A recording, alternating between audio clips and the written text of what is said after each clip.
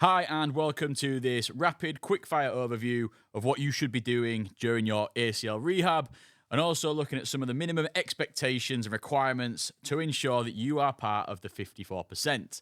What is the 54%, I hear you ask? So, this refers to the 54% of ACL sufferers who actually get back to playing the sport that they love. And this is not just back playing, but having a fully functioning knee, a happy knee, and ultimately a powerful body. So, a quick disclaimer before we start: each individual journey for an ACL is different, but ultimately, the drills, the tests, the expectations outlined in this short video are all evidence based. They're all supported by research, and ultimately, we have a proven track record of using these methods to successfully return those to their pre existing, if not better, state, so they can confidently perform the sports and hobbies that they love. Let's start with the fundamentals, or what should be a fundamental part of your rehab, especially in the early stage as we progress through your journey.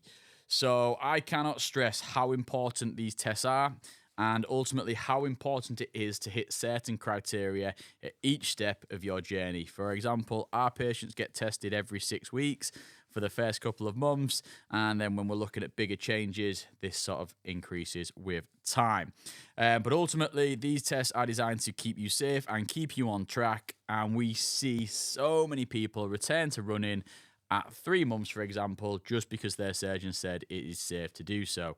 That is based on just time and is not a safe or effective way to make sure that your knee can cope with the demands of sport and an active lifestyle. First up in this testing battery, we have 3 tests, and these remain a constant throughout the early stages, and that is a single leg squat, a single leg bridge, and single leg calf raises.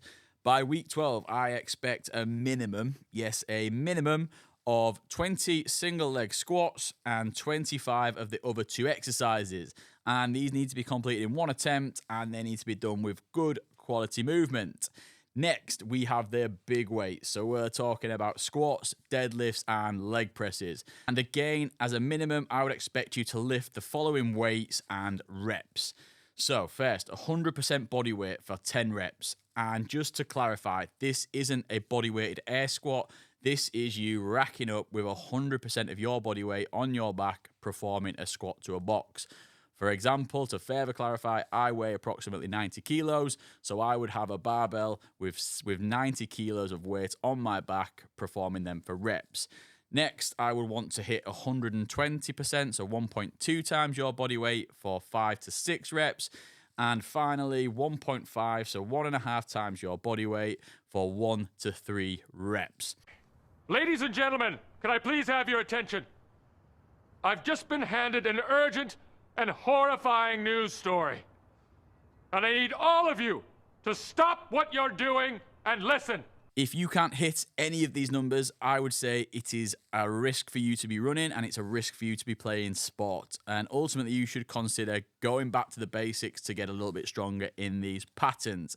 You certainly shouldn't be progressing through the latter stages of your ACL rehab if you cannot hit any of these markers, from the single leg squats to the big old weights in the gym. It could be one of the reasons why you're at a little bit high risk of injury. It could be the reason your knee continues to swell even though you've been cleared to play.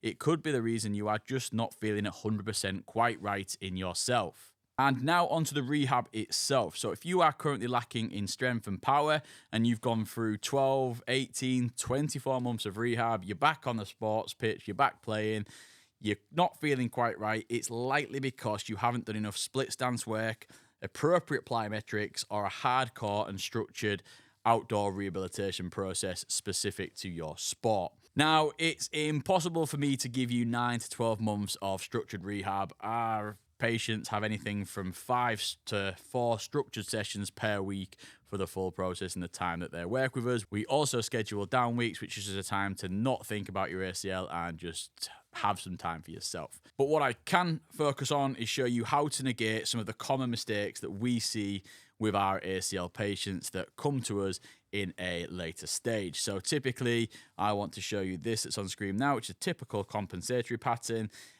with split stance, aka the Bulgarian split squats, front weighted squats.